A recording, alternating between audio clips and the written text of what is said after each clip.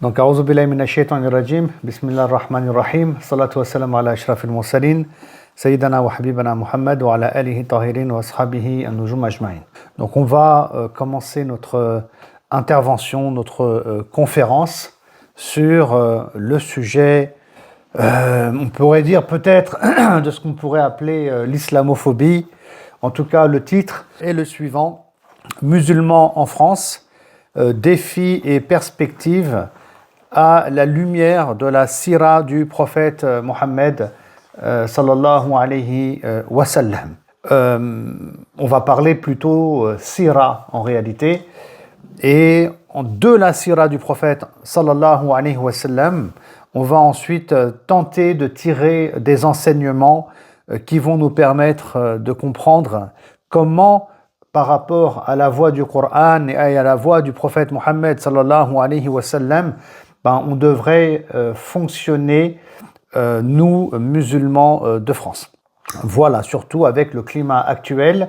Il y a des élections législatives, donc 2026, il y a les présidentielles en 2027, et les musulmans de France sont considérés comme, on peut dire, un vulgaire enjeu électoral. On peut s'essuyer les pieds sur eux, on peut rebondir sur eux, leur cracher dessus. Comme il n'y a pas de réaction, je veux dire, voilà, il y a des enjeux aujourd'hui, c'est compliqué, surtout la femme qui porte le voile. Alors c'est elle qui subit le plus. Donc c'est un sujet, à partir de là, qui est quand même grave, important, où beaucoup se posent cette question: qu'est-ce qu'on fait, comment on réagit? Beaucoup souhaitent quitter la France aussi. Il y a une forme de paralysie au sein de la communauté musulmane. C'est un constat, hein. Voilà, c'est un constat qu'on peut faire. On est près de 10 millions. On réagit pas, on réagit mal peut-être. Comment réagir, qu'est-ce qu'on doit faire? Mais tout ça à la lumière, bien sûr, de nos textes. C'est important de partir sur cette base-là, étant donné que nous, on croit en Allah subhanahu wa ta'ala, on suit le Coran et on suit la voie du prophète Mohammed sallallahu alayhi wa sallam. Donc on ne va pas suivre forcément les codes, si vous voulez, de la société occidentale, les codes aussi forcément qu'on nous a enseignés à l'école. On a une voie, elle est claire, c'est celle du Coran. Voilà, donc comment il a fait le prophète Mohammed sallallahu alayhi wa sallam? Écoutez, tout ça, on va essayer de le voir ensemble. Mais avant tout, je voulais un peu m'arrêter sur le titre de l'intervention d'aujourd'hui. Je ne sais pas si vous l'avez examiné et lu attentivement, c'est important. Donc c'est Musulmans en France, défis et perspectives, à la lumière de la sira. Mais dès le début, c'est intéressant, la notion qui est mentionnée dans le titre, c'est Musulmans en France. On dit musulmans en France ou bien musulmans de France. Pour moi, c'est de la terminologie là qui est fondamentalement importante. Musulmans en France, ça fait un peu un corps étranger qui se trouve dans un pays qui est la France. Musulmans de France, ça fait vraiment déjà sur le point de départ, on est citoyen français, on fait partie de la nation et on est de confession musulmane. Vous voyez bien la différence, ça va, hein? Je ne suis pas le seul. Alhamdoulilah, rassurez-moi, hein? Donc, musulmans en France ou musulmans de France? Telle est la question. Mais moi, ce titre-là, déjà, il m'a interpellé et je l'ai trouvé assez intéressant parce que déjà, on se considère quoi? Voilà, on est là en France, ça c'est une réalité, mais on se considère quoi? On se considère comme, par exemple, algérien, pour embêter un peu les Algériens, et c'est-à-dire que je suis algérien, donc pas français, et je suis en France, bien que né en France. Ou est-ce que je considère que je suis bien français, étant donné que je suis né en France, que j'ai grandi en France et que c'est mon pays d'amour, avec Cocorico et j'ai mon drapeau français, comment je me vois dans cette société-là? C'est très important à mon sens. Et je pense qu'on doit se considérer tout d'abord pleinement français. On parle de la France ici, musulmans en France ou de France, peu importe, mais on doit se considérer vraiment de cette nation, de ce pays, avec une volonté de sauver la France.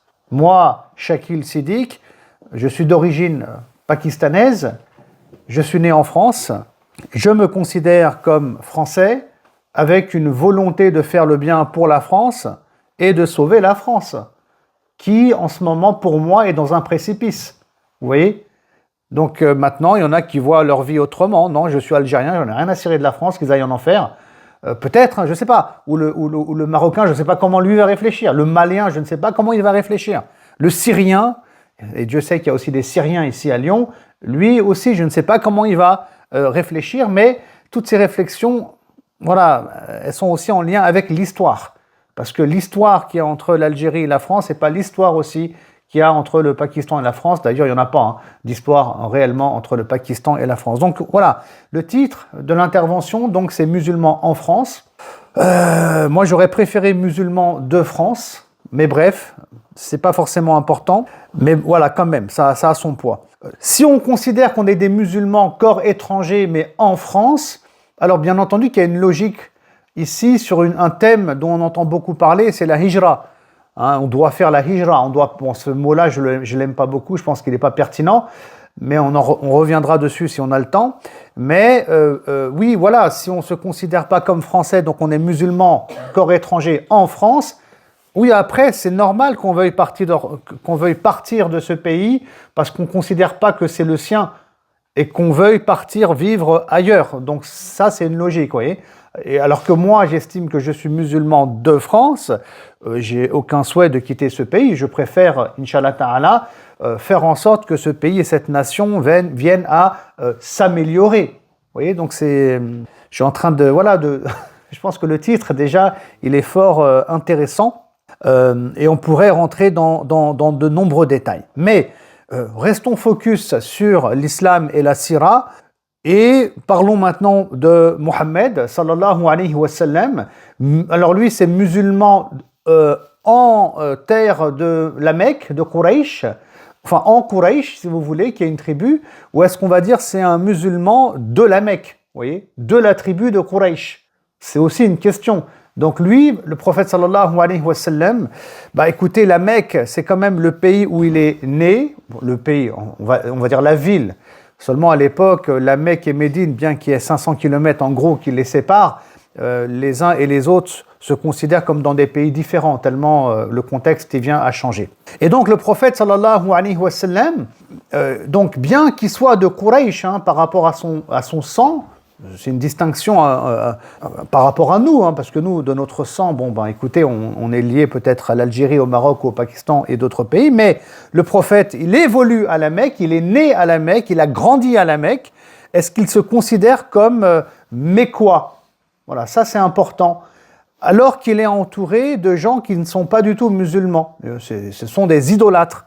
Je remets le contexte, on adore 360 divinités quand même à la Mecque à cette époque-là. Donc, comment il se considère, Mohammed, sallallahu alayhi wa sallam, avant l'islam et après l'islam? Il va toujours se considérer, bien sûr, comme quelqu'un appartenant à la tribu de Quraysh. Voilà, ça c'est important de le rappeler. Et il va toujours se considérer comme Mécois.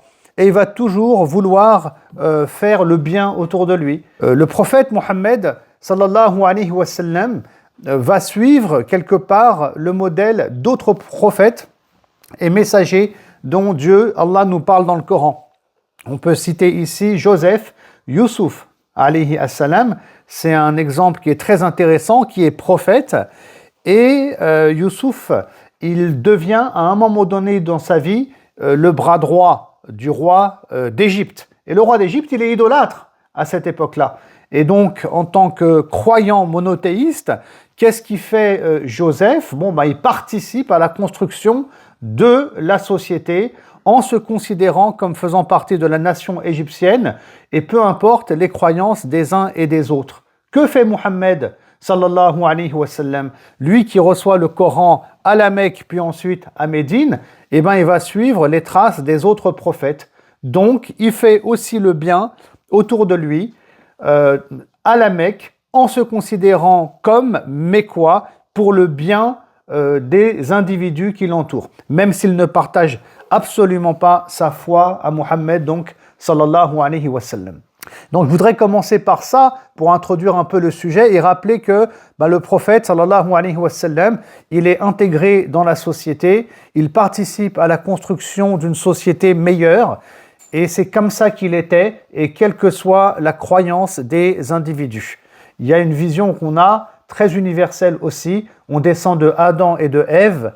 Donc on est différents, certains croiront en Dieu, d'autres pas. Le défi a toujours été celui-ci, comment évoluer ensemble, vivre ensemble avec toutes nos différences.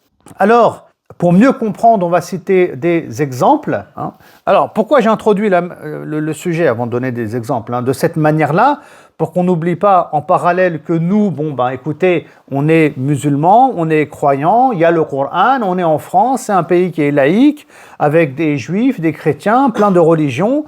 Et donc, le but aussi, c'est comme Mohammed, sallallahu alayhi wa sallam, de comprendre, de prendre conscience qu'on fait partie de la nation française, et qu'on va construire un monde meilleur sur la base de nos valeurs, et autour de nous, tout simplement. Et on va participer à la construction d'une société de biens, voilà, de ce que nous, on va estimer étant une société de biens. Et là, on peut diverger, effectivement, sur certains éléments. Vous voyez, il y en a qui veulent la guerre en France, nous, on ne veut pas la guerre. Donc, on ne va pas être... la notion de bien, elle peut différer. Trump, il attaque le Venezuela, lui, il estime qu'il est dans le bien. Vous voyez, là moi, je me dis non, je ne pense pas qu'on soit dans le bien, en agissant de la sorte, en violant le droit international. Vous voyez, en France aussi, le droit international, très souvent, à mon sens, il passe à la trappe.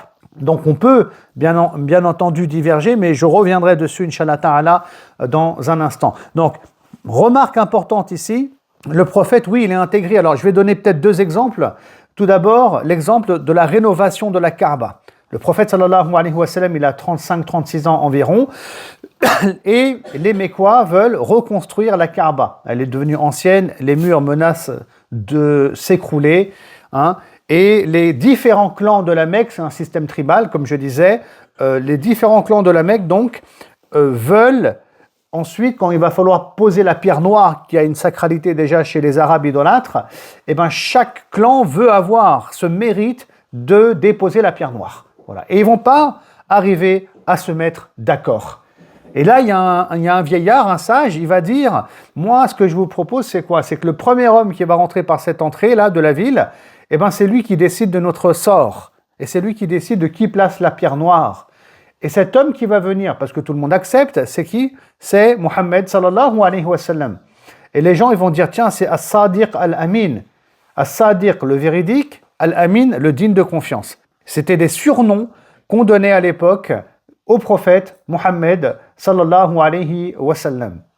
Et donc, ça c'est un point qui est très important. C'est-à-dire que Mohammed sallallahu alayhi wa sallam, dans un monde où les gens ne sont pas croyants, comment il le voit? Il le voit comme quelqu'un d'honnête, quelqu'un d'intègre. Et c'est pour ça que ces dynamiques-là, d'intégrité, d'honnêteté, il faut qu'on arrive aussi à les mettre en place. Nous, les musulmans, ça fait partie des défis, des perspectives pour sortir du gouffre aussi en tant que musulmans de France ou bien en France. Bref, ici, le prophète va venir, il va demander un drap et ensuite, il va mettre la pierre noire sur ce drap et il va demander à chaque clan d'avancer une personne. C'est ce qu'ils vont faire. Et par conséquent, donc ensuite, ils vont tous soulever ce drap, ils vont rapprocher la pierre noire ainsi de la Kaaba. Tout le monde participe finalement au transport de cette pierre. Et c'est le prophète qui a été choisi à l'unanimité, sallallahu alayhi wa sallam, qui prend la pierre noire et qui va ensuite la replacer. Donc, il règle un conflit entre les idolâtres à la Mecque, lui qui n'est pas idolâtre, qui croit à une entité, en suivant les traces d'Abraham, l'islam n'avait pas commencé encore, à une entité qui est Allah subhanahu wa ta'ala, mais sans connaître Dieu bien entendu. Voilà. Et donc il est al-amin, il est digne de confiance, il est honnête, il est véridique, il participe à résoudre les problèmes de la société dans laquelle il est. Pareil, si on disait un mot sur le pacte d'Al-Fudul. Pareil, là on est avant le début de l'islam.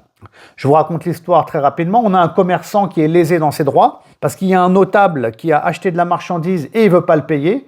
Ce commerçant, il vient de l'étranger Donc il n'est pas protégé par sa tribu donc fragile, et le notable, lui il est protégé par son clan parce qu'il est Mécois. Et donc il ne paye pas, l'autre se sent lésé, il va rassembler autour de lui les habitants de la Mecque en disant ça se fait pas, c'est injuste, si on continue comme ça, nous les commerçants, on revient plus, etc., etc.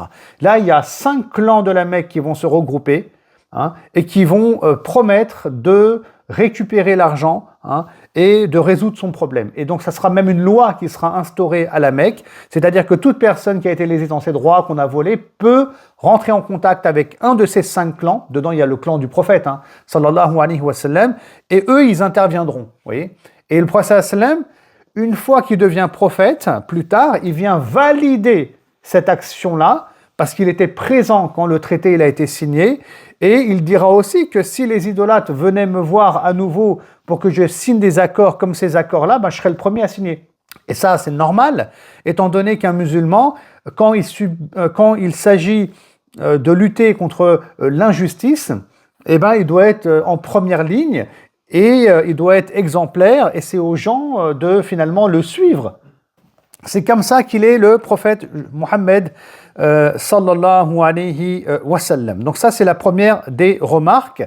Et je pense que déjà cette étape-là, il faut la construire. Quand on parle des défis, des perspectives des musulmans de France à la lumière de la Sira, je pense que là, déjà, on est dedans. Déjà, prendre conscience qu'on est vraiment français, on est né là, on a grandi là, etc. C'est notre trajectoire, c'est la volonté de Dieu. Et prendre conscience que on doit être exemplaire, on est des ambassadeurs de l'islam quelque part, qu'on le veuille ou pas. Les gens, ils en ont rien à faire. Ils vont vous regarder vous représentez l'islam et ils vont juger l'islam à partir de là. À partir de là, il faut être comme le prophète sallallahu alayhi wa sallam, honnête, intègre, véridique. À partir de là, il faut construire une société meilleure et peu importe les gens qui nous entourent. La justice, c'est universel. L'égalité, la fraternité, tout ça, c'est des valeurs humaines universelles et Dieu sait qu'on en a besoin. Voilà, il faut les refaire vivre. Ces valeurs-là, et je dis un mot dessus, comme en France, on dit liberté, égalité, fraternité. Alors il y en a beaucoup qui rigolent, ils disent l'égalité, nous on ne connaît pas les musulmans, la fraternité, alors là n'en parlons même pas. Ok, moi je veux bien, c'est vrai, mais qu'est-ce que toi tu fais pour construire ces notions-là concrètement au travail, dans la société? C'est quoi les leviers utilisés pour que les choses viennent à changer? Le musulman, il est comme ça, il est dans l'action. Le prophète, par exemple, a dit, sallallahu alayhi wa sallam, que quand on voit un mal, on le change par la main, ou bien en le condamnant par la langue. Et le fait de se taire, mais au moins détester la chose avec le cœur, c'est déjà ça, mais c'est le plus bas degré de la foi. Donc nous, il faut qu'on monte le niveau de foi, et que le mal, au moins qu'on puisse le condamner. Déjà ça, on a du mal, on a peur, on rase les murs, on a vu ça déjà avec la Palestine. Oh là là, il ne faut pas parler de Gaza, de ce qu'ils vivent. On a même vu des fois des imams qui n'osaient pas invoquer Dieu à la mosquée le vendredi. Oh Dieu, protège nos frères palestiniens. Oh là là, le mot frère déjà c'est un problème, frère musulman, de quoi on parle, vous voyez? Donc déjà, je veux dire, au niveau de la foi, il y a un gros travail à faire. Et en tout cas, un musulman, au moins, il faut qu'il condamne le mal, il faut qu'il aille de l'avant, il faut qu'il n'ait pas peur, il faut... Bref, ces valeurs-là, liberté, égalité, fraternité, etc., il faut les faire vivre concrètement. Il ne faut pas que ça soit juste des slogans. C'est comme ça, on a des slogans, pas qu'en France, mais même nous, en tant que musulmans, on a des beaux slogans, la tolérance, la rahma, la miséricorde, ou mieux que ça, tiens, le slogan que j'aime le plus en islam, mais qu'on pratique vite fait, c'est la fraternité, vous voyez. On est tous frères, vous voyez, on est tous frères, ou tous sœurs en islam, machallah. Ouais, mais non, quoi. Parce que maintenant, si vous voulez comprendre c'est quoi la fraternité, comment elle est pratiquée à l'époque du prophète, sallallahu alayhi wa sallam, c'est simple. Les Mécois, quand ils vont quitter la Mecque pour aller à Médine, le prophète sallallahu alayhi wa sallam, il met en place une règle, c'est que chaque famille médinoise prenne en charge une famille mécoise, financièrement. Le chef de famille mécois, il devait travailler dans le même commerce que le chef de famille médinois. Le chiffre d'affaires, il faisait moitié-moitié. Et si on a un qui meurt, le chef de famille médinois, c'est lui qui est censé être plus riche, bien entendu, s'il meurt, le chef de famille mécois, comme c'est son frère, il touche une part d'héritage en tant que frère, carrément, alors que c'est pas son vrai frère. Règle, celle-ci, cette règle-là sera ensuite abrogée par le Coran. En tout cas, elle peut être réactivée, cette règle-là, dans des contextes spécifiques. Donc c'est ça la fraternité, la vraie fraternité. C'est pas des mots, mon frère, ma soeur, des slogans, mais c'est une réalité qu'on doit mettre en place en société. Et c'est possible. Le prophète, il l'a fait, sallallahu alayhi wa sallam. Ou bien qu'on peut mettre en place dans notre quartier, ou bien qu'on peut mettre en place au travail, parce que bon, on n'est pas des hommes politiques aussi, on n'a pas des leviers en tant que ministre pour mettre en place une véritable fraternité. C'est là où, comme je disais au début, oui, la France, elle a besoin de nous. On est une plus-value par rapport à notre manière de voir les choses, et donc c'est à nous de construire tout ça. Pour moi, c'est ça, c'est une partie des défis et des perspectives, quand on parle de cette thématique-là, et c'est ce qu'il a fait le prophète sallallahu alayhi wa sallam. Alors bien sûr, il y en a qui vont me dire « Non, mais arrête de rêver, qu'est-ce que tu racontes, ils nous aiment pas en France ». Tout ça, pour moi, ça marche pas aussi. Parce que quand on lit le Coran, on se rend compte que déjà, c'est pas nous qui faisons, c'est Allah qui fait. Nous, on n'est que des causes. C'est-à-dire que le Coran, dans son intégralité, du début jusqu'à la fin, il nous dit qu'on doit patienter lorsqu'on est éprouvé. Donc bien sûr que quand tu vas vouloir faire le bien et tout ça, tu vas être éprouvé, tu auras des problèmes. Donc tu dois patienter, tu dois obéir à Dieu, ne pas bifurquer et sortir de la voie. Et tu dois aussi persévérer, etc. Et à partir de là, Allah il va t'aider, Allah il va t'accompagner, Allah il va te donner la réussite. Parce que c'est Allah qui fait et c'est pas toi qui fais. C'est Allah qui guide, c'est pas toi qui guide. Mais pour qu'Allah entre dans ta vie et agisse et te donne des résultats, l'obéissance, quand on est éprouvé, avec la patience, la persévérance, donc il y a un code coranique spécifique à respecter. Et à partir de là, même si tu es tout seul, ne t'inquiète pas, on n'a pas besoin de 10 millions de musulmans. Ils servent à quoi en France ? Excusez-moi, on s'est entendu, on s'est compris. 10 millions de musulmans, on est incapable de répondre à Zemmour. On est incapable de fermer CNews. On est incapable de tout, si vous voulez. On n'a aucune influence en France. Et je ne parle même pas des milliards de musulmans dans le monde. Et l'histoire de Gaza est très représentative. Tu as la Jordanie, l'Égypte, tu n'as que des musulmans autour. Paralysie totale. Donc, ce n'est pas le nombre de musulmans qui va changer les choses. Et ça aussi, Allah nous le rappelle très souvent. C'est la qualité du croyant qui va faire que les choses vont changer. Et quand je parle de qualité, donc des valeurs qu'il porte et du comportement qu'il a face aux difficultés et aux épreuves qu'il va rencontrer. Et est-ce que Allah l'accompagne, oui ou non? Maintenant, ça, on y croit ou on n'y croit pas. Voilà. Ça, là, c'est la foi qui va rentrer en jeu. Soit vous me prenez pour un fou et vous pouvez partir, soit vous me dites, oui, il a raison, c'est vrai, c'est dans l'islam. Mais bon, le prophète, il a fonctionné comme ça. On veut parler sira, on va parler sira. Le prophète, il est tout seul dans la grotte de Hira, il a 40 ans, Allah, il lui dit, lis, iqra, il s'agit de lire le Coran. C'est le seul monothéiste, entouré donc que d'idolâtres. Bon, il y a aussi des juifs, c'est vrai, à Médine, mais sinon, c'est des idolâtres, surtout à la Mecque. 360 divinités, il ne sait pas lire, il ne sait pas écrire le prophète, sallallahu alayhi wa sallam. Il n'a pas été à l'école, il n'a pas étudié l'art de la guerre de Confucius ou je ne sais plus qui. Donc voilà, il est dans le désert, il fait un peu de commerce, c'est tribal. Comment tu veux qu'il réussisse, le prophète sallallahu alayhi wa sallam? Tu as l'empire byzantin un peu plus au nord, en Syrie, au Cham, les Perses avec l'Irak et l'Iran, voilà, le Yémen qui est sous occupation perse.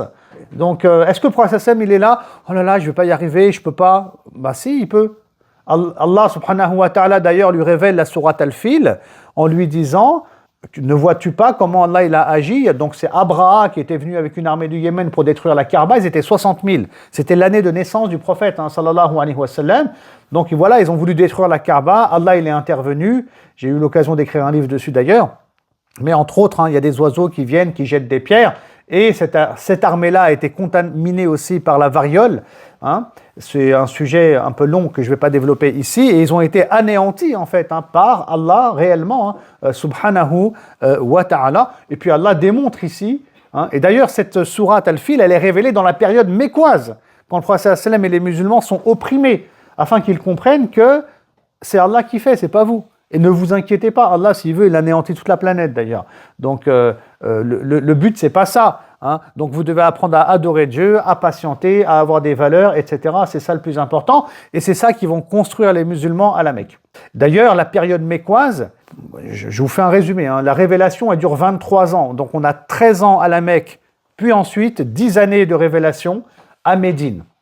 Les 13 premières années de la révélation, ce ne sont que des versets qui parlent de spiritualité, c'est-à-dire comment devenir quelqu'un de bien, et des versets qui parlent de la croyance dans le monde de l'invisible. Et pendant les 13 premières années de la révélation, alors que les musulmans, comme on va l'observer, sont calomniés, sont persécutés, etc. Hein, nous, on n'est pas encore passé en mode persécution, hein, mais bon, c'est l'étape qui vient après, de toute façon, ça on le sait, à travers la sira du prophète, hein, sallallahu alayhi wa sallam. Les versets lus par les musulmans, enfin révélés aux musulmans à l'époque, c'est des versets qui vont construire leur personnalité, la personnalité du croyant. Croyance dans le monde de l'invisible, spiritualité, interdit de te défendre, t'encaisses les coups, point final. Ammar ibn Yasir, qui est un compagnon célèbre, sa mère s'appelle Soumeya, elle est tuée sous ses yeux par Abu Jahl, tu ne te venges pas, parce que la vengeance est haram en islam. C'est ça notre religion. Et en plus de ça, si Abu Jahl devenait musulman, il devient ton frère en Dieu. Parce que c'est Allah qui décide, tu dois accepter le décret divin. Vous voyez ? Donc ça, c'est une préparation profonde et un changement profond que le Coran vient apporter dans les cœurs des individus qui accompagneront les sahaba, les compagnons, le prophète sallallahu alayhi wa sallam. Bon, c'est vrai que dit comme ça, c'est radical parce qu'on n'a pas le temps. Mais pour changer et arriver à ce niveau-là, il va falloir du temps et des années. Hein, c'est comme Khalid ibn al-Walid, on le connaît tous. Hein, il a combattu les musulmans et Dieu sait qu'il en a tué sur le champ de bataille. Mais après, il devient musulman et croyant. Donc, il devient je ne sais pas si vous voyez ce que je veux dire. Le jour de l'Aïd, il serre dans ses bras des gens, Eid Mubarak, et peut-être qu'il a tué son père. Sur le champ de bataille à Uhud, mais tu es censé lui pardonner et accepter qu'Allah guide qui il veut et qu'il a décidé de le guider. Donc tais-toi et accepte ça. Donc c'est compliqué, mais sans un changement intérieur de nos personnes, en lisant le Coran, en le méditant, en le vivant, en travaillant la spiritualité et la croyance, on va rester au point mort dans lequel on est actuellement. Voilà, ça c'est sûr et certain. Mais après, on se rassure, il suffit qu'il y ait une minorité qui suive la bonne dynamique, celle du Coran et du prophète sallallahu alayhi wa sallam, pour qu'Allah soit avec eux et que les autres soient enveloppés de la miséricorde divine. Voilà, ça c'est fort aussi intéressant de le rappeler. C'était le cas à l'époque du prophète sallallahu alayhi wa sallam. Très bien. Donc ensuite, le prophète sallallahu alayhi wa sallam reçoit la révélation, donc il devient prophète, et il va condamner le shirk, c'est-à-dire l'associationnisme. Mais quand il vient à condamner le shirk, c'est un système qu'il condamne en réalité. C'est pas juste une adoration d'idoles et de statues. Mais ce culte-là, il rapportait beaucoup d'argent. Je vous explique le contexte. Les Arabes, les tribus arabes venaient chaque année à la Mecque pour faire le Hajj, et chaque tribu adorait sa statue. On parle de 360 divinités, donc sans doute 360 tribus dans la péninsule arabique. Hein.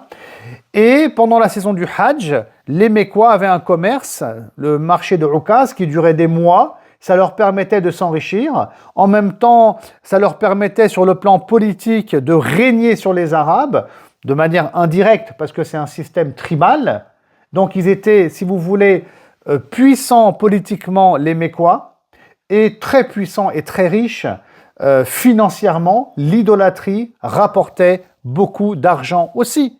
Donc le prophète sallallahu alayhi wa sallam, quand il dit non, il faut adorer un Dieu unique, le problème n'est pas de savoir s'il ment ou pas. Tout le monde connaît Mohammed et tout le monde sait qu'il dit la vérité. Personne ne doute dessus.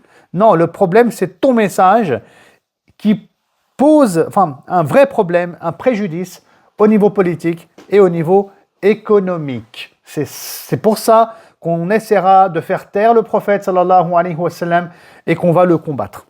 Et donc ça, soyez-en sûrs, c'est un problème. L'islam est un problème jusqu'à aujourd'hui du fait des valeurs qu'il va porter. une femme musulmane, elle veut être pudique, de par ses habits, elle le souhaite, c'est un problème, vous voyez? C'est un problème. On préfère voir une femme nue se promener dans la rue au nom d'une forme de liberté. Donc, il y a un vrai conflit ici entre la pensée musulmane et d'autres pensées. Bref, Waraqa ibn Nawfal, je reviendrai dessus. Waraqa ibn Nawfal, c'est le cousin de Khadija et il est chrétien. Quand le prophète reçoit la première révélation, sallallahu alayhi wa sallam, il a peur, il ne sait pas ce qui se passe, et on va l'amener voir Waraqa. Waraqa, il va lui dire, c'est l'ange Gabriel qui est venu te voir, le Namous, il est aussi appelé comme ça, et il va lui dire, j'aurais souhaité être plus jeune, il était vieux en fait, il était âgé, il dira, j'aurais souhaité être plus jeune pour me battre à tes côtés lorsque ton peuple, il va t'expulser. Et le prophète, il ne comprend pas, sallallahu alayhi wa sallam, pourquoi mon peuple, il va m'expulser? Moi, je suis gentil, je ne suis pas méchant. J'aide mon prochain, j'aide les démunis, on m'appelle le As-Sadiq, le véridique, Al-Amin, le digne de confiance, etc. Pourquoi? Oui, pourquoi? Et bien, Waraqa, il va lui dire, il n'y a pas un homme qui est venu comme toi sans qu'il ait eu des ennuis.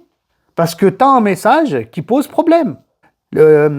Effectivement, le prophète, sallallahu alayhi wa sallam, par exemple, à un moment donné, il va parler des droits des femmes et qu'elle a aussi le droit d'hériter et qu'on doit lui donner son argent, point final. Alors qu'à l'époque, on a mis en place tout un système dans la société pour que la femme n'ait jamais le droit à l'héritage et que ça soit direct dans la poche de l'homme. C'est devenu culturel. Et du coup, le prophète il dit non, la femme aussi, elle a le droit à une part. Bien sûr que les autres notables, ils vont le combattre. Le prophète aussi, sallallahu alayhi wa sallam, va faire la promotion de la liberté. Et il va mettre en place des mécanismes pour qu'il n'y ait plus d'esclavage sur le long terme. Et c'est la voie du Coran. Alors que les esclaves, ça se vend, ça s'achète, on s'enrichit avec. Donc pourquoi tu veux une émancipation des esclaves dans la société? T'es un problème. Le prophète sallam va aussi dire que l'alcool, c'est pas bien. Et les gens, ils adoraient l'alcool. Attention, à l'époque, ils rigolaient pas avec ça. Les Français, avec leur vin rouge, ils sont à des années-lumière. Les Arabes, à l'époque, ils avaient des centaines de mots pour dire alcool, tellement ils aimaient l'alcool en fonction de la couleur, du cru, de son odeur. Ils avaient inventé plein de mots. Pour vous dire, le prophète sallam, il vient, il dit que c'est pas bien, que c'est pas bon, il va même dire que c'est interdit, parce qu'il y a une nuisance par rapport donc à la raison qui est atteinte et ça peut provoquer des problèmes de société. Chose qu'on voit aujourd'hui, bien entendu, en France, les accidents de la route, les divorces, et je passe. Bref, donc, le message du prophète, sallallahu alayhi wa sallam, va poser un problème de A à Z. Voilà, c'est comme ça. Et c'est là qu'on se rend compte aussi que inviter au bien est un problème. Par exemple, moi-même, j'ai des ennuis parfois. Ça m'arrive depuis l'année dernière. Coucou à Bruno Rotaillot d'ailleurs, au passage, qui m'a cité. Il a failli tomber amoureux de moi à un moment donné. Genre, il ne me lâcherait plus, mais alhamdoulilah, heureusement qu'il est parti, ça me fait des vacances. Mais c'est vrai que je suis un problème en vérité. Parce que si j'invite les gens à la paix, au vivre ensemble, etc., alors que lui et d'autres, si vous voulez, ils surfent sur les musulmans, sur les haines pour 2027, c'est vrai que je deviens un vrai problème et une vraie menace, j'avoue. Vous voyez ? Mais maintenant, dans les notions de bien et de mal philosophiques et universelles, moi, j'ai rien à gagner, aucun poste à gagner, et j'ai pas d'élection, je ne fais pas de politique. Lui, oui. Donc c'est lui qui est dans l'axe du mal. C'est pas moi qui veux rassembler la population française avec ses différences qui est dans le mal, alors que lui, il fait un travail de division. Sauf si j'ai rien compris aux valeurs universelles, je me gratte la tête en même temps, et que finalement, diviser les gens et mettre de la haine dans la population, c'est bien. Et c'est moi qui suis fou, voilà. Je pense pas. Vous voyez, donc, parce que cette voie-là, qui est la voie du vivre ensemble et de la paix, c'est ce qu'il a construit le prophète aussi à Médine. À Médine, il y avait des tribus juives aussi, il fallait vivre ensemble. Eux, ils avaient leurs lois, leurs règles. Il y avait une harmonie. Il y a eu certes des conflits, mais qui étaient plutôt politiques. C'est autre chose. Mais c'est ça l'enjeu aussi du prophète, donc le vivre ensemble, et je passe tous ces détails. Et donc, effectivement, oui, le musulman va poser un problème. Et là, je ne parle même pas des lobbies militaires, etc. Là, c'est autre chose encore. La paix, est-ce que ça rapporte vraiment de l'argent ? Oui, en islam, oui, on peut gagner beaucoup d'argent, développer l'économie quand il y a une période de paix. C'est ce qu'a fait l'Europe aussi. après les guerres mondiales, etc. Mais bref, il y en a qui veulent absolument que le sang coule, mais ce n'est pas la voie de l'islam. Bref, je continue, Inch'Allah. Là, le but, si vous voulez, que je voudrais mettre en avant, si vous voulez, hein, l'idée, c'est qu'on comprenne le problème qu'il y a avec nos personnes à nous, en tant que personnes dites musulmanes, qui avons parfois, oui, effectivement, du mal à nous intégrer dans un système. On est comme un virus. On est comme un virus. Ouais, c'est comme ça.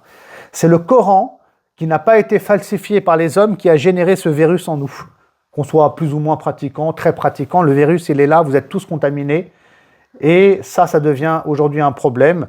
Il y a de plus en plus de musulmans en France. Et je ne vous cache pas, c'est vrai. Hein. L'islam est un problème. L'islam fait la promotion du savoir. Je pense que vous le savez tous. En islam, on va dire, il faut éduquer ton enfant. Hein. La dernière fois, il y a eu un rapport de l'IFOP et tout ça qui disait non, c'est chaud en ce moment-là. Oh là là, il y a de plus en plus d'enfants, de jeunes qui vont à la mosquée. Oh, danger.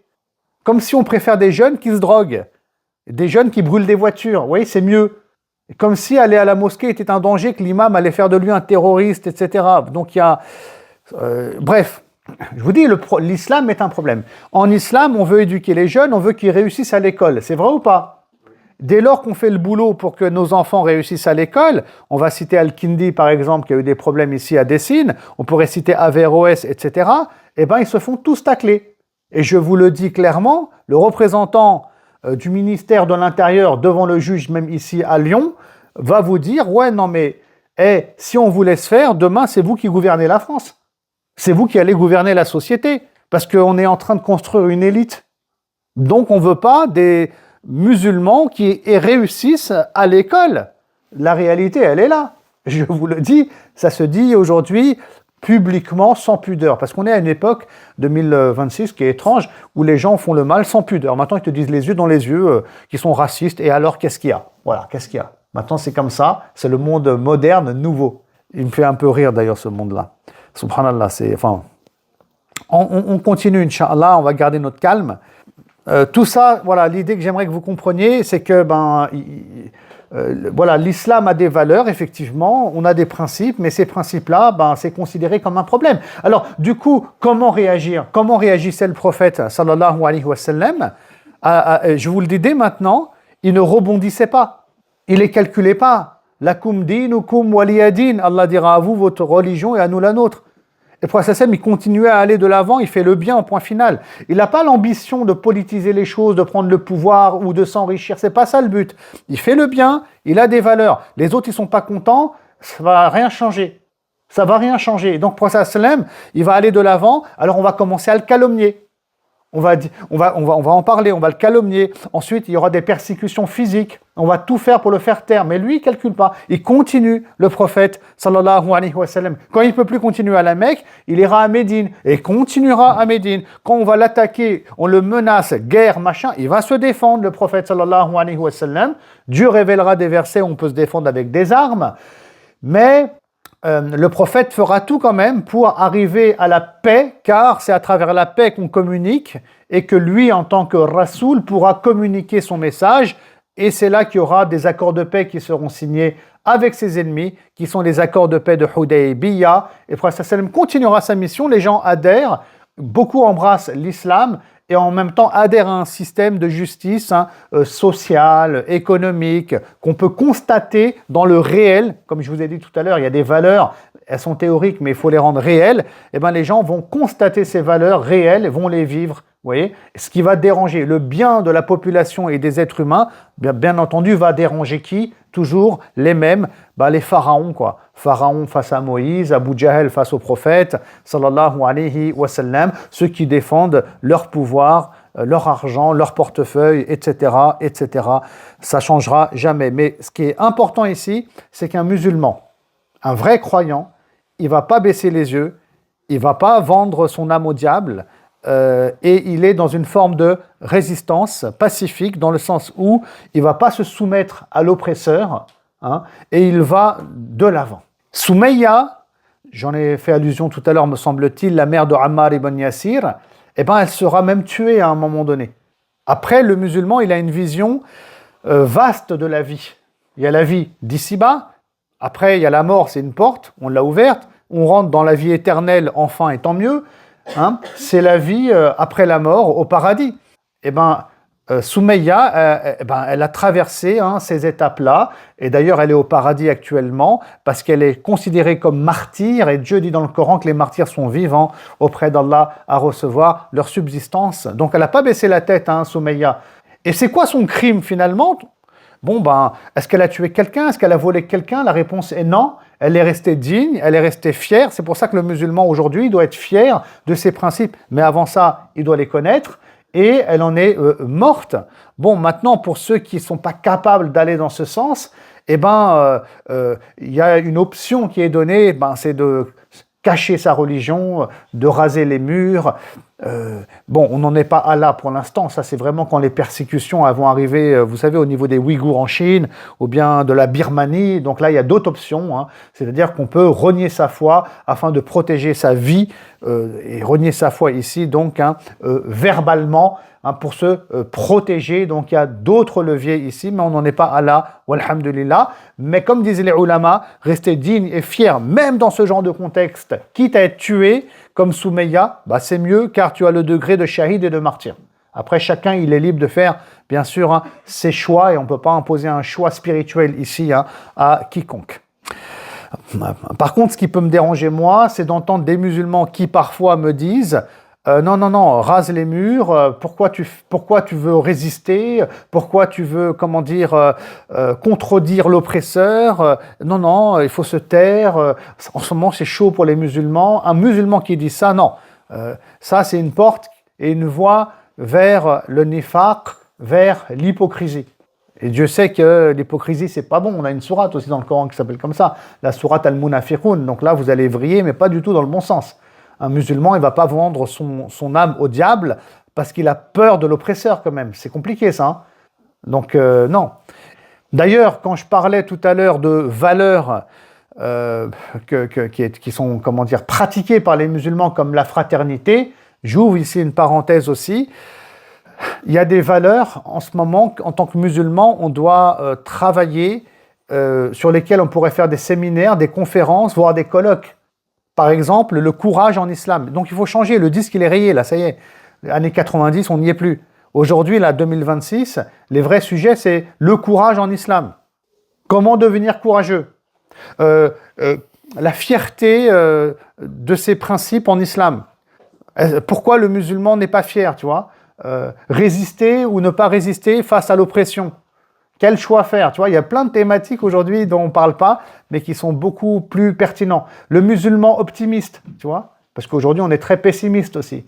Enfin bref, autant de valeurs, Inch'Allah, qu'on doit vraiment travailler en interne au sein de la communauté musulmane, afin qu'on avance toujours et encore dans le bon sens. Bref. Alors, moi, je parlais de... on a encore 20 minutes, on va dire, pour la conférence, peut-être, ou 30, on verra, Inch'Allah. Après, on fera la salat et on poursuit, Inch'Allah, questions-réponses après. Il y a beaucoup de choses à voir. Donc, je disais que le prophète, ensuite, sallallahu alayhi wa sallam, et les musulmans, pendant la période mécoise, ils ont été quoi? Calomniés. Ça, c'est une étape. Dans l'oppression, c'est la calomnie. Autre étape, c'est quand on va taper dans ton portefeuille et dans ton argent. Et autre étape, c'est la violence. Nous, on est déjà dans les deux premières étapes. Donc la première, on connaît par cœur. Tu allumes CNews, tu comprends vite. Tu vois, la calomnie, voilà, nous les musulmans, on est des terroristes, des islamistes, fondamentalistes, ça c'est ancien. À la rigueur, maintenant on est devenus... Alors on était des séparatistes il y a quelques années grâce à Darmanin. Genre on ne veut pas s'intégrer. Et puis après, non, ils ont changé de disque. Non, on va dire ils sont entristes. L'entrisme, genre ils sont intégrés et c'est un problème. Voilà, ils sont intégrés parce qu'ils vont prendre le pouvoir. C'est mieux. Donc vraiment la calomnie, les mensonges, on est des barbares, enfin les Algériens, eux, n'en parlons même pas. C'est la totale. Ils ont droit à tout. Tu vois, ils ont droit à tout. Parce que la France aussi a un problème très très profond avec l'Algérie. Waouh, c'est incroyable mais vrai. Nous, en tant que Pakistanais, on ne ressent pas la même hostilité. Je vous le dis aussi. Pour ça, peut-être j'ai mes libertés quand je viens à m'exprimer. Parce que voilà, la France, pour moi, j'ai pas un problème historique avec là, mais franchement, les Algériens, vous ramassez. Wow, c'est incroyable mais vrai. C'est un double problème. Vous êtes doublement ciblés. Vraiment, hein, je le dis, vous êtes doublement ciblés, mais c'est comme ça, c'est l'histoire qui veut ça. Bref, je continue, Inch'Allah. Donc les musulmans, est-ce qu'ils sont calomniés aujourd'hui? Oui, bien entendu. Aujourd'hui, on a réussi à amalgamer entre musulmans et islamistes. Bon, c'est ce qu'on craignait depuis le début. Aujourd'hui, c'est propre, hein, c'est fait. Donc, une femme qui met un voile, alors elle est islamiste, hein, automatique, ça c'est clair. Un musulman comme moi, je suis triple islamiste, ça c'est clair et net. Un musulman pratiquant aujourd'hui, il est considéré comme islamiste. Et derrière, on a fait un super amalgame, ça a été travaillé par des intellectuels et des penseurs, entre islamistes et terroristes, parce que c'est ça le but. Vous voyez. Donc en termes de calomnie, aujourd'hui, on est servi. Maintenant, qu'est-ce qu'on doit faire face à la calomnie? Comme je disais tout à l'heure, déjà, il ne faut pas rebondir, première des choses. Et c'est nous, sur le plan individuel, dans la société, et Dieu sait qu'on est nombreux, on doit être à la hauteur sur le plan du spirituel, de notre croyance, dans nos actions de générosité et de miséricorde, avec les gens qui nous entourent, quelle que soit leur confession. Et en fait, on est des ambassadeurs de l'islam, qu'on le veuille ou qu'on ne le veuille pas. Et c'est là la plus belle des réponses qu'on va donner sans rebondir, dans le concret, dans la société. Et ça, il va falloir qu'on le fasse tous à une échelle individuelle. Et si on nous dit, oui, mais l'autre, il m'aime pas, il m'insulte. Le prophète, les musulmans, ils ont été insultés, ils ont été calomniés, ils ont subi plein de choses, ils ont patienté pour Allah, subhanahu wa ta'ala. C'est comme ça, c'est la vie. La vie, c'est une vie d'épreuve. Donc, le prophète, voilà comment il était. Alors, on le traite de sorcier, lui, à l'époque. C'est-à-dire que le Coran, si vous l'écoutez, vous aurez plein de problèmes de famille. Hein. Et c'est vrai que les gens qui écoutaient le Coran, ils devenaient musulmans. Ensuite, ils étaient séquestrés par leur famille car ils étaient une honte pour la famille. Parfois, ils étaient même torturés. Donc, il y avait des problèmes. Vous voyez, soi-disant, c'est ça la magie. Mais le problème, c'était bien sûr leur intolérance. Donc, on va le traiter de sorcier. Le prophète, les musulmans ont toujours été calomniés. Ça ne changera jamais. Puis on l'a vu avec Charlie Hebdo aussi, bien entendu. Donc, réagir à tout ça, ça n'a pas de sens. Et si on veut réagir, qu'on le fasse très intelligemment. On est la communauté de Iqra, donc on le fait intellectuellement, à travers l'écriture, à travers le verbe. Et puis, comme j'ai dit, après, individuellement, dans la société, de par notre comportement, Inch'Allah, et on continue à aller de l'avant. Après, la période de la calomnie est venue à l'époque du prophète, sallallahu alayhi wa sallam, la période de la violence. Le prophète lui-même, il a été violenté. Même qu'à un moment donné, on va vouloir tuer le prophète, sallallahu alayhi wa sallam, et on promet 100 chameaux à celui qui ramène le prophète mort ou vif, sallallahu alayhi wa sallam. Donc, écoutez, il y aura ces étapes-là, Bilal qui est fouetté, Soumeya qui est tué, etc. Bon, est-ce que nous, on est arrivé à cette étape? Ça a commencé avec la mort d'Abu Bakr. Vous vous souvenez, dans la mosquée, qui s'est fait poignarder à mort. Donc, voilà, on est arrivé dedans. On a touché le début. On est à la première lettre, Alif, là. Mais, alhamdoulilah, après, tu as les services secrets français aussi, sur le territoire français, qui arrivent à arrêter des gens aussi, parfois, qui ont voulu commettre des attentats dans les mosquées. Il y a des gens qui ont été arrêtés avec tous les fusils, etc. qu'Allah leur facilite en tout cas leur mission, mais ils font le travail. Après, bien sûr, il peut y avoir aussi... tout travail est imparfait, il y a des choses qui peuvent dépasser aussi donc, les professionnels. Mais il y a des attentats déjoués contre les musulmans. Donc, en tout cas... Ne soyez pas étonnés si demain il y a une fusillade dans une mosquée à Lyon ou à Paris. C'est malheureux, c'est comme ça, mais la probabilité, elle est très élevée et c'est une étape naturelle qui suit. Voilà, c'est comme ça déjà à l'époque du prophète, sallallahu alayhi wa sallam. Ça ne va pas changer. Donc, après la calomnie, la haine, bien sûr qu'il y aura de la violence. Et ça, nous, on veut à tout prix l'éviter. Et c'est là où moi-même, je m'étonne des fois de voir le système qui ne veut pas l'éviter. Là, je me dis, écoutez, moi, je prends mes responsabilités en tant que Français, déjà, comme j'ai dit, et en tant que croyant aussi. Je prends mes responsabilités. Bref, maintenant, les épreuves qu'on vit en termes de calomnie, d'attaque, des fois de voiles arrachés chez les sœurs, etc., et les épreuves physiques à venir, comment on doit réagir? Le Coran, il est clair dessus. Versets 2 et 3, sourate 29. Il y a des versets clés de référence. Versets 2 et 3, sourate 29. Allah il dit, les hommes s'imaginent-ils qu'on les laissera dire nous croyons sans les mettre à l'épreuve? Nous avons déjà mis à l'épreuve ceux qui les ont précédés. Dieu connaît parfaitement ceux qui disent la vérité et ceux qui ne font que mentir. Donc, nous on a dit effectivement nous croyons. Et Allah nous dit, dès lors que tu crois en Dieu, bien entendu que tu vas être mis à l'épreuve. Tout le monde prétend croire en Allah subhanahu wa ta'ala.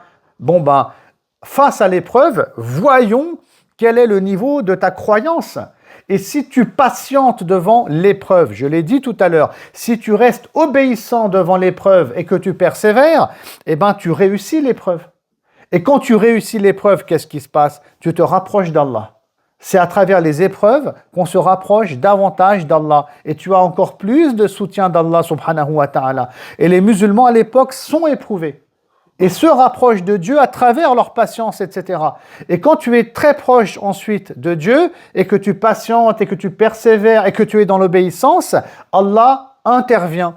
Et là, dans le verset 214 de la sourate Baqara, Allah le dit. Regardez, il dit « Espérez-vous accéder au paradis sans avoir été éprouvés, comme l'ont été ceux qui vous ont précédés, ils ont connu des malheurs et des calamités. Ils ont été secoués par l'adversité, au point que leurs prophètes et ceux qui le suivaient en vinrent à se demander à quand donc le secours du Seigneur. Voilà. À quand donc le secours du Seigneur? Certes, le secours de Dieu est toujours proche. Vous voyez, donc le secours d'Allah, il viendra. Mais il viendra au moment que Dieu veut.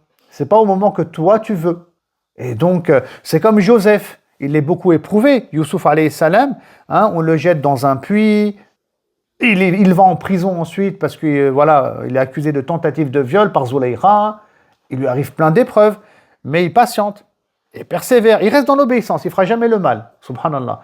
Et puis ensuite, il sort de prison parce que le roi il a fait un rêve et il devient le bras droit du roi d'Égypte, etc. Et Allah lui donne le pouvoir. Alors qu'il lui avait donné du savoir aussi et de la sagesse avant ça. Donc c'est ça la voie du musulman. C'est comme ça qu'il va accéder dans les meilleurs degrés au paradis. C'est ça qu'il doit construire, c'est ça qu'il doit viser. Et donc il y a un code, bien sûr, à respecter. Et oui, on va souffrir, galérer et tout ce que vous voulez. Il faut patienter, il y a des codes qu'on doit respecter nous aussi en France, avec ce qui se passe. Et Inch'Allah Ta'ala, le secours et l'aide d'Allah viendra quand ça viendra. Donc, bien sûr qu'on fera aussi des causes en termes organisationnels. On en parlera peut-être un peu après, Inch'Allah, brièvement, mais déjà, il y a tout cet aspect-là. Parce qu'encore une fois, c'est Allah qui fait. En réalité, subhanahu wa ta'ala. Voilà, très bien. Donc, ensuite, ceci étant dit, le musulman, quand on parle de défis, de perspectives, de l'avenir, il faut qu'il soit un vrai musulman qui a des valeurs. Il ne faut pas que ça soit un vendu. Et le prophète Mohammed, sallallahu alayhi wa sallam, il nous a averti que le gros problème des musulmans sur la fin des temps, on y est, la fin des temps, ça fait un moment qu'on est dessus, le gros problème qu'il y aura dans ma communauté, vous savez c'est quoi? C'est l'argent, l'amour de la dunya, de ce bas monde.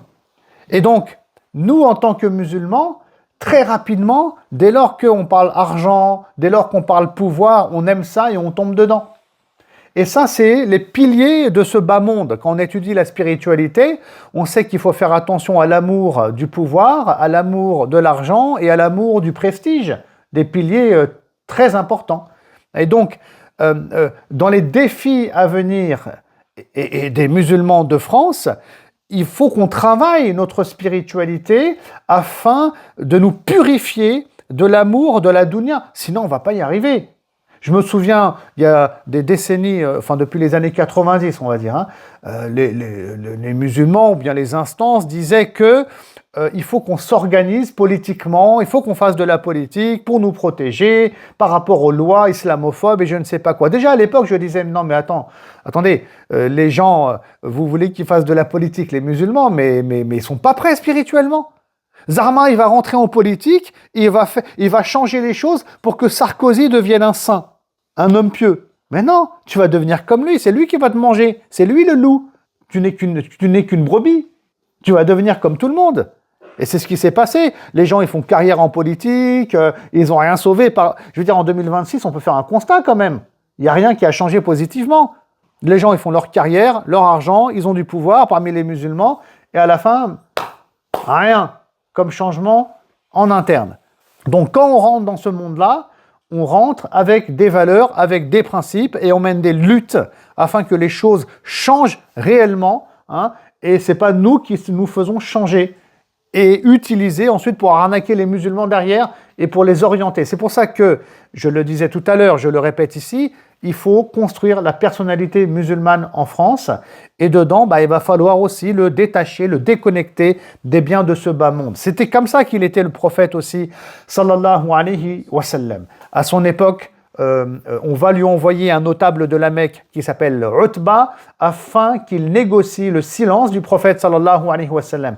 Il va proposer de faire de lui un roi, hein, et le roi de la Mecque, le prophète sallam, il refuse. Et il va lui dire, si c'est l'argent qui t'intéresse, mais tu te tais, tu parles plus d'islam, on est prêt à faire de toi l'homme le plus riche de la Mecque. Là aussi, le prophète sallallahu alayhi wa sallam, il va quoi? Refuser. Vous voyez, donc il faut qu'un musulman, c'est pas quelqu'un qu'on peut acheter comme ça, vulgairement et rapidement. Donc il nous faut avoir de véritables principes. Aussi, il va falloir, dans nos vies, parce qu'on est censé parler des changements à la lumière de la sira surtout, donc mon discours il est très orienté, mais il va falloir aussi qu'on revoie nos priorités. C'est quoi ta priorité dans ta vie? Est-ce que c'est ta famille? Est-ce que c'est tes enfants? Est-ce que c'est ton travail? Est-ce que c'est le fait d'acheter une maison? C'est quoi ta priorité? À l'époque du prophète sallallahu alayhi wa sallam, ce qui a été construit en termes de priorité, c'est la satisfaction de Dieu, par exemple. Vous voyez? C'est autre chose. C'est ça la priorité des musulmans. D'ailleurs, quand le prophète il va à Taïf, sallallahu alayhi wa sallam, après plein d'épreuves qu'il a vécues, et que là-bas on lui jette des pierres, le prophète sallam, il invoque Dieu, il est inquiet. Mais il est inquiet de quoi? De Dieu. Est-ce qu'il est en colère contre lui ou pas? Donc il interprète mal les choses ici, le prophète sallam. Il se dit, si je suis autant éprouvé, peut-être qu'Allah ne m'aime pas. Hein? Et donc c'est ça sa priorité, c'est-à-dire Dieu.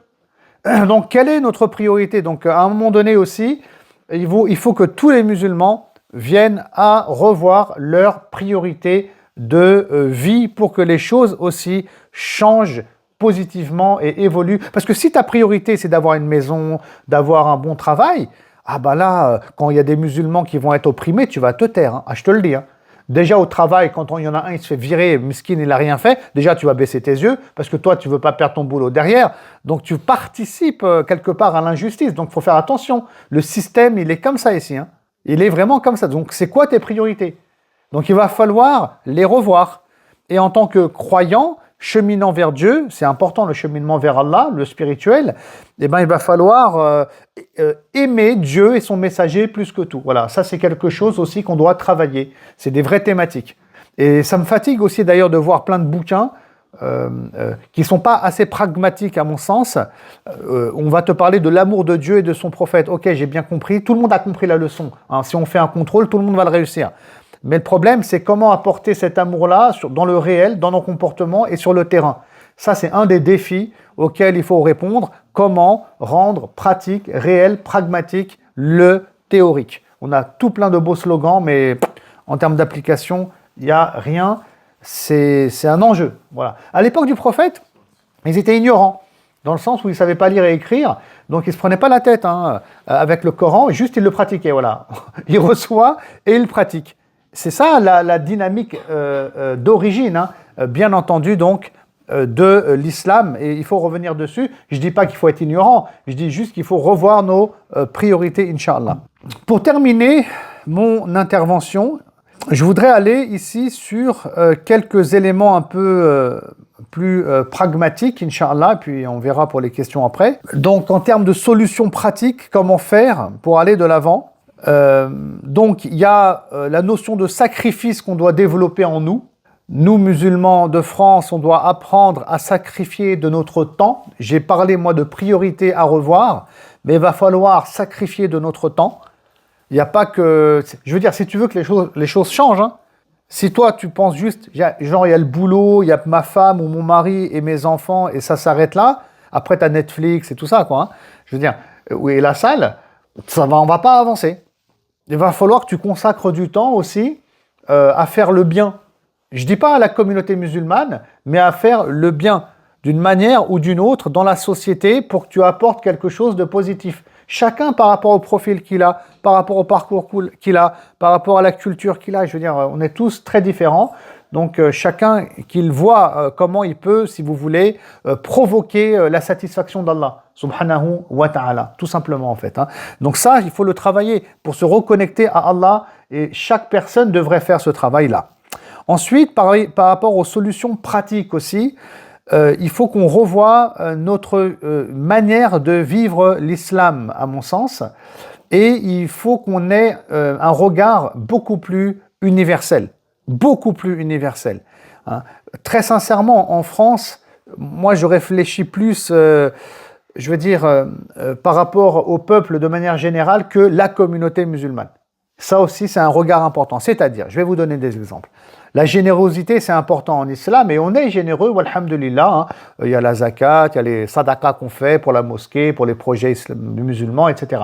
Ben moi, j'invite à une générosité à spectre, mais alors beaucoup plus large.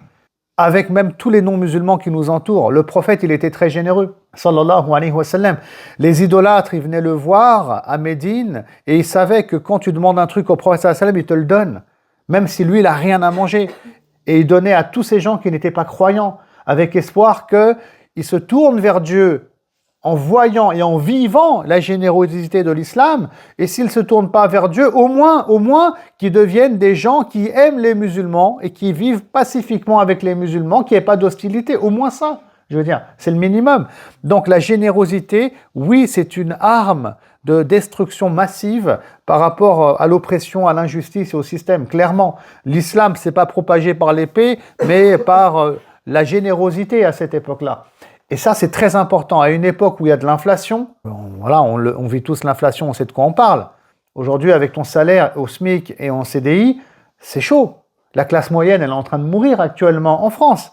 Donc, il y a des stats aujourd'hui. Hein. On parle, je crois, d'une famille en France sur 4, je crois, si mes souvenirs sont bons, en 2026, là, qui ne mange pas 3 repas dans la journée. C'est un truc de fou.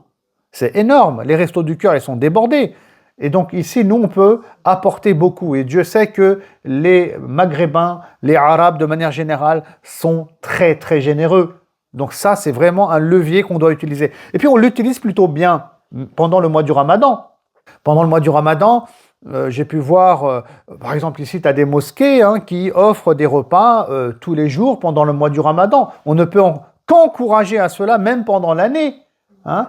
Et puis il y a des mosquées qui le font. À Bruxelles, j'étais à Bruxelles il n'y a pas longtemps. Alors là-bas, on a beaucoup de Marocains.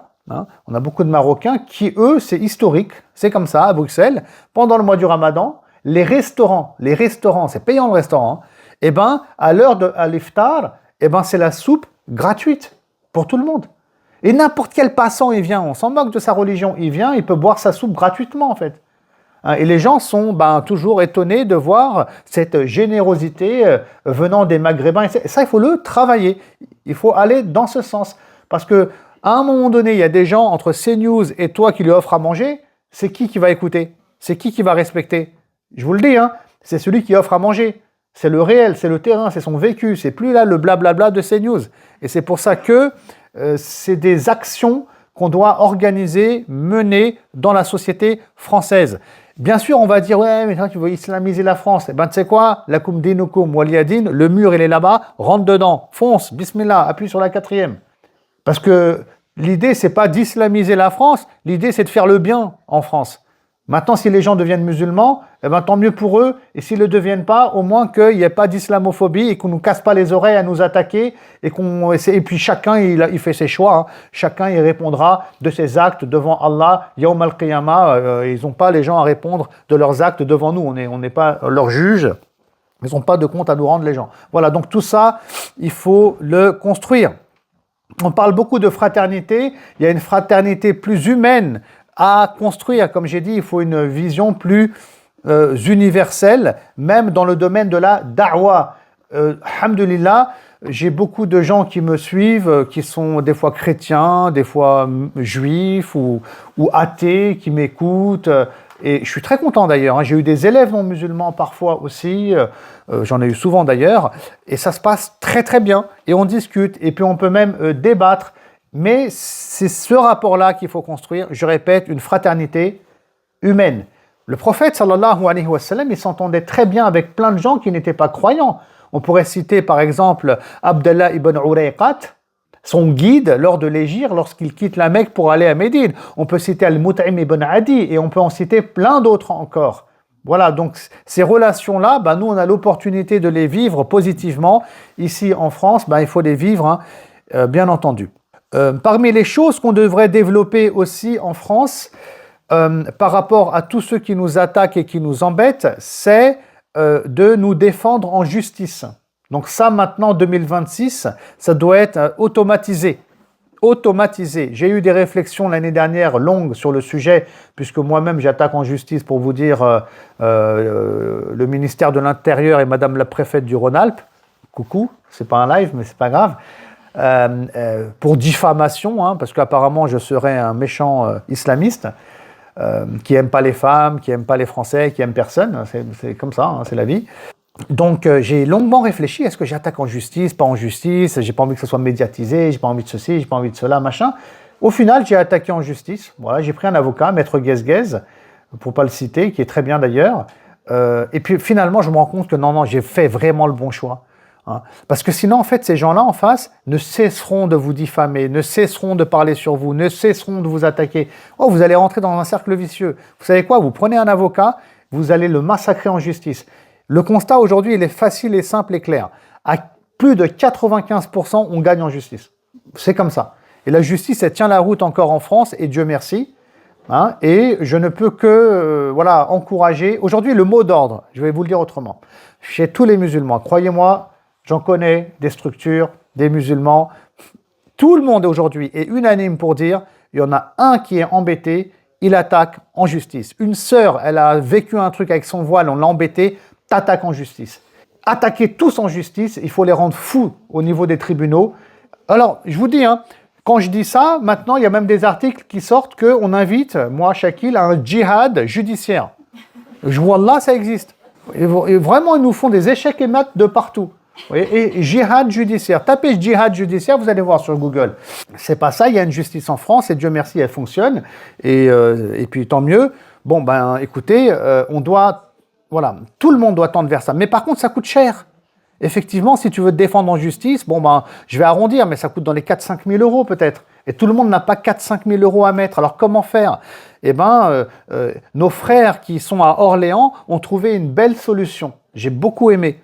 C'est le département de... Je ne sais plus c'est quoi le numéro, désolé. Mais je suis tombé sur une vidéo où les mosquées dans toute la région, dans tout le département, Orléans donc et autour, ils ont fait un fonds commun, les mosquées, où on met de l'argent tous les mois, on met une somme bien précise. Et donc tous les musulmans du département, s'ils vivent un acte d'islamophobie et que ensuite, une fois qu'on a posé les choses, qu'on a discuté, tout ça s'est avéré, on te débloque la somme, tu vas en justice et t'attaques. On te suit, on t'épaule, et c'est les mosquées finalement qui se sont réunis, qui vont gérer ça, qui vont t'aider financièrement. Moi, j'aimerais voir ce modèle, au minimum, apparaître dans tous les départements de France, entre autres ici, Rhône-Alpes, parce qu'il y a aussi de gros, surtout Rhône-Alpes, je pense qu'il y a beaucoup plus de problèmes en Rhône-Alpes qu'à Paris ou ailleurs. Et c'est pas parce qu'on n'aime pas la France ou Madame la préfète ou le ministre ou bien X ou bien Y, c'est parce qu'on est aujourd'hui opprimé, personne ne veut nous écouter, il y a un système qu'on doit respecter, la justice française. Et donc, écoutez, c'est aujourd'hui la voie démocratique et la voie, on va dire, honnête qu'on doit emprunter. Et sinon, tu vas faire quoi? Tu vas pleurer toute ta vie. Voilà, tu vas pleurer, tu vas te lamenter, tu vas tomber dans le pessimiste, on m'aime pas, tu vas être déçu, tu vas sombrer. Après, tu vas dire, comme beaucoup disent aujourd'hui, il faut faire la hijra. Voilà. Maintenant, est-ce qu'on va parler de hijra? Telle est la question. Oui, on en parle très brièvement, mais on pourra toujours en parler après, à la rigueur, la salat. Mais bon, écoutez, la hijra, c'est pas du tout un mot qu'il faut utiliser, tout d'abord. Malheureusement, je ne veux pas en parler parce que j'en ai pour au minimum tranquille 1 heure. C'est une conférence en soi que j'ai déjà faite et que je fais depuis au moins 10 ans parce que les problèmes, je les vois venir depuis un moment, voire même 15. Le mot hijra, c'est un mot qui a un sens scientifique. Là, il faudrait revenir sur les partitions quand il y a un empire musulman avec Darul Harb, Darul Iman et je ne sais pas quoi, etc., etc. Il faudrait revenir sur les versets du Coran qui parlent de hijra. Il faudrait revenir sur les paroles du prophète sallallahu alayhi wa sallam qui dit qu'il n'y a plus de hijra après la prise de la Mecque. Mais il faudrait revenir sur 1000 notions pour comprendre ça. Je pense que le mot hijra, il faut le prendre et le mettre à la poubelle tout simplement parce qu'il est très mal compris, il est exploité même par des gens qui vont se faire du business sur le dos des musulmans qui sont en souffrance. Par contre, peut-être que le meilleur des mots, c'est l'expatriation. Hein, le fait de vouloir s'expatrier, le fait de peut-être vouloir retourner dans son pays d'origine ou bien de vouloir partir dans un pays dit de culture musulmane pour mieux vivre sa foi parce que c'est irrespirable en France. Oui, ça, c'est des discussions qu'on peut avoir, mais c'est pas la hijra. Hein. Ça, c'est pas faire la hijra. La hijra, quand le prophète l'a fait, il va à Médine et il fuit pas la Mecque. Hein. Le prophète n'est pas le peureux. Oh là là, j'ai peur, on m'aime pas. Oh, on me fait du mal. Je dois repartir de la Mecque, sinon je vais mourir. Mais vous avez pris le prophète pour qui? Il n'est pas comme ça. Le prophète sallam suit les signes de Dieu. Il y a des gens qui embrassent l'islam à la Mecque qui viennent de Médine. Le nombre de musulmans à Médine ne cesse d'augmenter. Ils vont lui proposer de faire de lui un chef d'État à Médine. Donc le prophète sallam, il a des opportunités dans sa mission qui sont larges. Donné à Médine et proposé par Dieu qui est son rab et son maître, le prophète sallam, il est obligé d'y aller, sinon il trahit Allah. C'est ça la hijra. Le prophète sallam ne rebondit pas, il va de l'avant. Donc c'est pour ça déjà le concept même, toi tu veux partir vivre mieux ta foi ailleurs, tu me parles de hijra, enfin bref. Hein. Donc maintenant un musulman s'il veut vivre ailleurs, ben écoutez, on le comprend et on l'entend. Hein, ça c'est normal, un être humain, ben, il veut vivre mieux sa vie paisiblement. Ben écoutez, hein, qu'Allah lui facilite. Par contre, il ne faut pas qu'il soit naïf et bête parce que en croyant que la terre elle est mieux ailleurs, les gens ils s'en rendent pas compte. Il y en a ils veulent aller vivre en Arabie Saoudite. Moi ils me font rire des fois. Ils savent pas qu'en Arabie Saoudite, toi le Maghrébin et pour eux t'es qu'un esclave. Et je pèse mes mots. Hein. Wallah, je pèse mes mots. Alors nous les Pakistanais, on est les esclaves numéro 1. Rassurez-vous. Hein. Maintenant, peut-être que les numéros 1, c'est les Indonésiens et les Malaisiens là-bas. Mais esclaves, hein. Genre, tu n'auras jamais la nationalité de ta vie. Ils ont ton passeport, du jour au lendemain, tu dégages. Le titre de séjour, quand toi, tu vis en couple et tu as un enfant, je crois que c'est dans les 8 000 euros par an. Par an. Pas 10 ans, 8 000. Je connais des gens, ils payent des 12 000 euros par an, genre 1 000 euros par mois pour vivre là-bas. Vous voyez? Donc, les choses sont en train de changer, mais... Toi, tu crois que tu vas dans la terre de l'islam, le prophète, machin, sallallahu alayhi wa sallam. Non, tu vas dans un endroit où, je crois que quand tu arrives là-bas, les Saoudiens, ils vont direct téléphoner à Macron pour que tu aies une double fiche S, parce que tu es le dernier des malades mentaux pour eux. Hein. Parce qu'ils se disent, mais qu'est-ce qu'il vient faire chez nous, dans un pays où il n'y a pas de liberté, alors qu'il a toutes ses libertés en France? C'est un fou. J'ai vécu ça, moi, parfois, hein, même au Koweït, je vous assure. Ils disent, mais qu'est-ce qu'il vient faire ici pour étudier l'islam? Donc, on s'imagine des choses à l'étranger et souvent les savants sont en prison à l'étranger. Hein. Vous voyez tout ce que je viens de dire depuis tout à l'heure? Malgré tout, j'ai la chance de pouvoir le dire en France, mais dans les pays musulmans, ça c'est longtemps que je serai en prison, hein. Mort même. Hein. Vous avez compris? Donc, n'allez pas croire que forcément la vie elle sera mieux ailleurs. Bah, souvent elle est bien plus difficile ailleurs. Donc un musulman, il ne faut pas qu'il soit naïf, il faut qu'il change au niveau de sa mentalité. C'est pour ça qu'il doit être positif, être une plus-value où qu'il soit. Demain, s'il part vivre en Algérie ou au Maroc, etc., eh ben, Inch'Allah, il construit un pays meilleur là-bas. Si c'est sa nation, il veut que ça soit sa nation, son pays de cœur, ben, qu'il le construise et qu'il le rende meilleur. Puis il y a des gens qui font ça et je les respecte énormément, tout simplement. Voilà. Hein. Et donc, un lâche en France sera un lâche au bled. Tout simplement. On doit changer de l'intérieur notre personnalité, où qu'on soit dans le monde. On va apporter une plus-value, Inch'Allah. En tout cas, voilà ce que j'avais à dire essentiellement. Et je vous remercie pour votre écoute. On fait une pause pour la salade. On revient après pour 15-20 minutes, Inch'Allah, de questions-réponses éventuellement. Barakallahu fikum. Et à tout de suite. Salam alaikum wa rahmatullah.